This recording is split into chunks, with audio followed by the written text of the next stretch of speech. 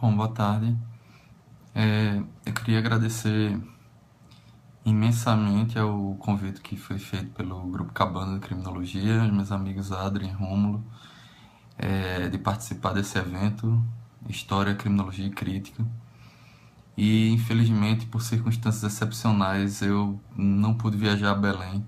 Estava ansiosíssimo por conhecer essa cidade, mas questões de entrega de tese, etc., tive que ficar por aqui.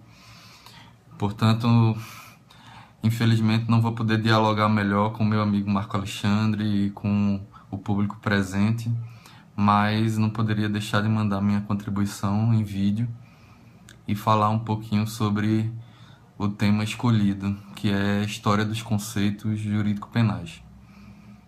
Então,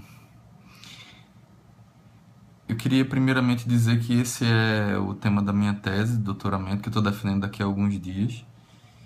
E eu vou tentar aqui fazer uma síntese do que eu venho tratando,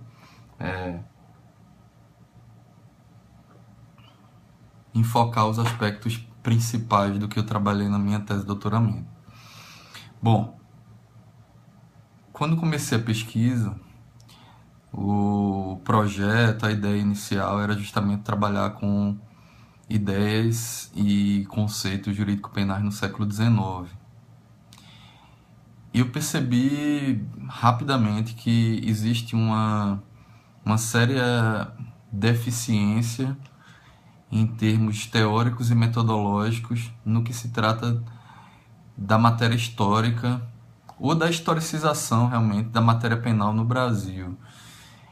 E me deparei com isso da pior forma, que foi percebendo a minha própria lacuna, a minha própria deficiência em termos de conhecimento histórico. E, portanto, durante o tempo do doutorado, eu corri atrás de estudar ciência histórica, teoria da história.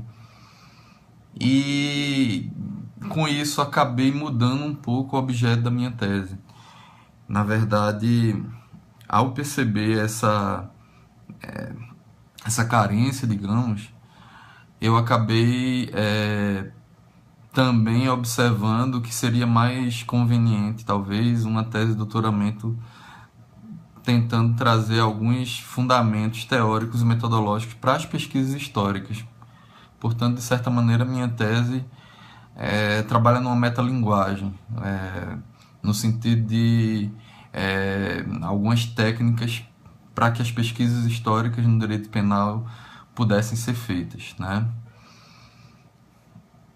Nesse sentido, eu optei por usar o termo história do direito penal sem querer dar a ele um fechamento ou uma restrição no sentido de utilizar somente o direito penal enquanto dogmática. A minha percepção aqui é de um direito penal conforme um modelo de ciências criminais conjuntas e, portanto, eu trabalho aqui com criminologia e política criminal sobretudo. Por que então resolvi usar essa denominação, inclusive a partir de leituras do Alessandro Barata, né? Me parece que a história do direito no Brasil vem crescendo bastante. E não sei por que razão o direito penal talvez não venha acompanhando tanto essa velocidade. Então, muito do que vem se produzindo, a escola de Florença do pensamento jurídico, a história do pensamento jurídico, etc., a gente tenta trazer para o direito penal. E, de certo modo, isso vem sendo refletido em algumas pesquisas recentes que vêm sendo publicadas aqui no Brasil, mas na frente eu vou mostrar para vocês, inclusive indicar essas leituras. Então, a gente não usa o termo história do direito penal no sentido de excluir a preocupação criminológica, nem tampouco de usar a criminologia como um mero acessório ou uma ferramenta de legitimação, longe disso. Porque o modelo que se pretende de história do direito penal é um modelo crítico. E a gente entende que a criminologia tem por obrigação tomar como objeto o direito penal, como um fator externo de verificação crítica, inclusive. Bom, prosseguindo, quando eu percebi essas carências, digamos, eu fui tentar investigar os fundamentos da ciência histórica, principalmente a partir dos referenciais franceses. E com isso acabei fazendo um estudo sobre a escola dos Análises, que é um movimento de história, também conhecido como historiografia social francesa, enfim, ou nova história, que surgiu no início do século XX na França e acabou tendo repercussão pelo mundo inteiro, inclusive aqui no Brasil, né? Foi capitaneado por Lucien Febvre, Marc Bloch e um pouco mais à frente pelo Fernando Brodelli. Mas muitos outros historiadores, né, são exemplos dessa corrente. Eu não vou detalhar aqui a importância da escola dos análises e da nova história para o direito penal, porque, como falei, vou focar nos aspectos mais importantes da tese. Recentemente, inclusive, a gente teve no congresso lá do Instituto Brasileiro de História do Direito, junto com o Marco Alexandre, que está aqui do lado, e o Vitor, não sei se está aí presente, se tiver um abraço, a gente pôde discutir a herança da Escola dos Análises e a importância de utilizar os preceitos dela no direito penal. De toda forma, houve, em meados da década de 60, início da década de 70, uma espécie de crise epistemológica na ciência histórica, na história. O Michel Foucault, de certa forma, reflete essa crise. E a gente pode entender isso como um reflexo um pouco tardio da virada linguística, o linguistic turn, na ciência histórica. Ou seja, a história social, ela de certa maneira se fundamentava bastante em observações da realidade social.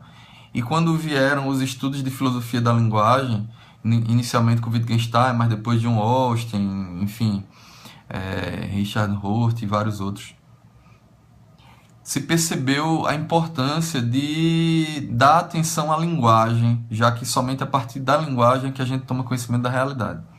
Enfim, a gente observa essa preocupação no Michel Foucault, que vamos falar um pouco mais à frente, mas, acima de tudo, isso causou uma espécie de transição na história francesa, que meio que fragmentou os objetos de estudo da história. Então a história social passou a se preocupar muito mais com as questões relativas às mentalidades, ou seja, a maneira como a sociedade pensava, se comportava diante de certos temas, sua relação, por exemplo, com a morte, com o medo. O Michel Vauvel, um historiador francês, dizia que isso foi um movimento do porão ao sótão, ou seja, os historiadores passaram a se preocupar com aspectos, numa linguagem marxista, superestruturais, relativos ao pensamento, enquanto que anteriormente se fundamentava muito mais em aspectos de base, estruturais, como a gente vê bem na obra de Fernando Brodelli, né? O que aconteceu com essa virada da historiografia? Isso ficou conhecido principalmente por Jacques